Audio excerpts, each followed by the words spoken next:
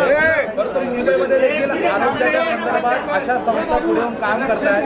आज तुम्ही वर्धापन दिनाला उपस्थित आहात म्हटलं की नाही उपस्थित राहिले, काय भावना आहेत या कार्यक्रमात?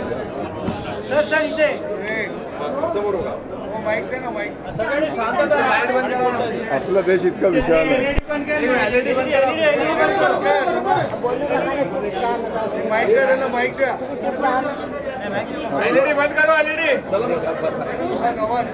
आपला देश इतका विशाल आहे. दुर्दैवाने म्हणा 30% पॉप्युलेशन ही बिलो पॉवर्टी लेवल म्हणतो, गरीब रेषेच्या खाली आहे. आणि आरोग्य आणि शिक्षण त्यांच्यापर्यंत पुरेशा प्रमाणात पोहोचतो. तुम्ही मुंबईची गोष्ट केली, सगळ्या भारतातच हा प्रॉब्लेम आहे. ही जी असमानता आहे, विषमता अशा प्रकल्पामुळे दूर होऊ शकतो. आज आम्ही येथे आलो आहे महाशिला जोडला, अनेक लोकांनी प्रेरणा घ्यावी आणि आपापल्या भागात जे काही गरीब आहेत, ज्यांना ते चांगल्या सुविधा मिळू शकत नाही परिस्थितीमुळे, त्यांच्यापर्यंत आपण पोहोचलो तर एक तर पुण्याचंही काम आहे. नुसता पैसा कमावला तर काही समाधान मिळत नाही.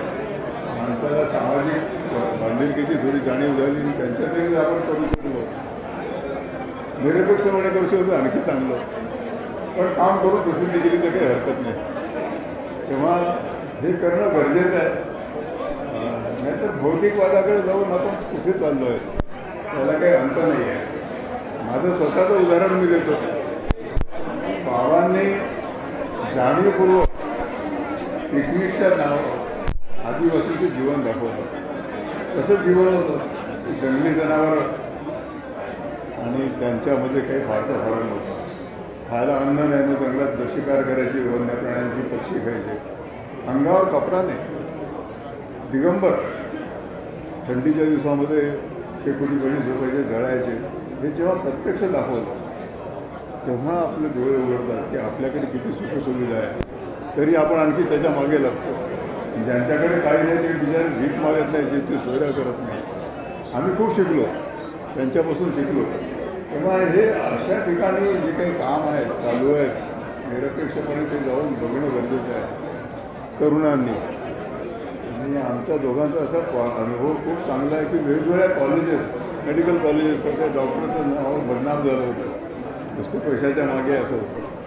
पण बरेचसे मेडिकल कॉलेजनी आम्हाला बोलवून आमच्या कामाबद्दलचे अनुभव ऐकून घेतले. त्यातले काही जण प्रेरणेतून वेगवेगळ्या भागात सेवा तर करतात, नाही सेवा करता आधी तर आठवड्यातून काही दिवस त्या भागात जाऊन त्यांना कमी पैशामध्ये किंवा फ्री सेवा देता येतो. ही पण एक सेवाच आहे. तेव्हा हे एक्सपोजर आपल्या देशामध्ये जे आपले भाऊ बनले असे समजून आपण आपल्या बालभारतीच्या पुस्तकामध्ये पहिल्या पानावर आहे, आम्ही सारे भारतीय आणि सारे भारतीय माझे बांधव आहे.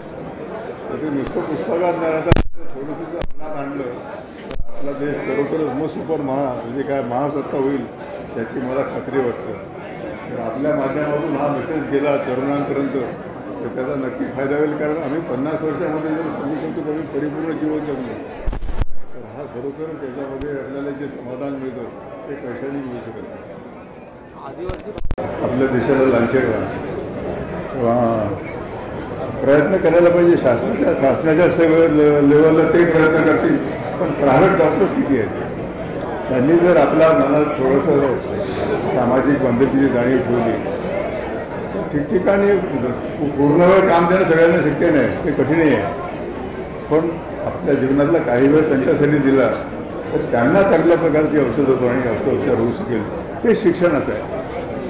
शिक्षणामध्ये विषमता आहे आणि आम्ही ते सिद्ध करून जातो की ज्यांच्याकडे आईवडिलांकडे कपडे नाही, अन्न नाही, पण शिक्षणाची संधी दिली तर सगळ्या क्षेत्रामध्ये त्यांनी नाव कमावलं. तेव्हा संधी देणं हे गरजेचं आहे. जी संधी कोण देणार? ज्याच्याकडे आहेत, सुविधा आहेत, त्यांनीच त्या दिल्या तरच त्यांच्यापर्यंत पोहोचतो. तेव्हा हे जर मोठा प्रश्न आहे असा की एका दोन प्रश्न पण याची जाणीव निर्माण व्हावी याच्यातून माध्यमातून तुमच्या माध्यमातून आपली समाजामध्ये काहीतरी बांधिलकी आहेत आणि आपण जेवढं जमेल तेवढं फुल टाईम केलं तर खूप आनंद आहे. पण नाही जमत सगळ्यांना जेव्हा वेळ मिळेल तेव्हा शनिवार रविवारी आहेत वेगवेगळ्या माध्यमातून जे काम करत राहिले तरच सगळ्यांचा फायदा होईल. एकीकडे मोठ्या प्रमाणात कट प्रॅक्टिसिंगचा प्रकार वारंवार समोर येतो. बरोबर. अशा वेळेस तुमच्यासारख्या संस्था असतील, आज या संस्थेने जे काम केलेलं आहे कसं पाहताय याकडे? हे खरं म्हणजे आमच्यासाठी नवीन आहे, कारण आम्ही जंगलात आमचं हॉस्पिटल चालू होतं, तिथे याचा हे शब्दच नाही आहे. बरोबर. पण शहरात चालू आहे आणि ते वाईट आहे, ते वाईट आहे. याच्यासाठी आमच्या एका मित्राने पुस्तक लिहिलं, जे काय म्हणतात त्याला इथिकली प्रॅक्टिस करतात, त्या डॉक्टरांनीच लिहिलेली उदाहरणं आहे की हे कसं वाईट आहे. पॅथॉलॉजी रिपोर्ट चुकीचे देणे, कट प्रॅक्टिस करणे, औषधाची गरज नसताना औषध देणे, व्हेंटिलेटरचा वापर नसताना करणे. त्या पुस्तकाचं नाव आहे डिसेंटिंग डायग्नोसिस. खूपच कॉन्ट्रोवर्शियल आहे ते, म्हणजे डॉक्टर लोकांना त्याचा राग आला, पण ज्याने जर काही केलं नसेल प्रकारचं राग याचं काही कारण नाही. नवीन होणाऱ्या डॉक्टरांना ते वाचावं असं मी नेहमी सांगतो, आणि हे वाचल्यानंतर त्या पद्धतीने ज्याच्या काही गैरप्रकार जर नाही केले तर आपल्या पेशाला जे पूर्वीचा जे स्टेटस होती, डॉक्टर म्हणजे देवाचं स्वरूप आहे, ते परत यायला मदत होईल असं मी नेहमी सांगतो.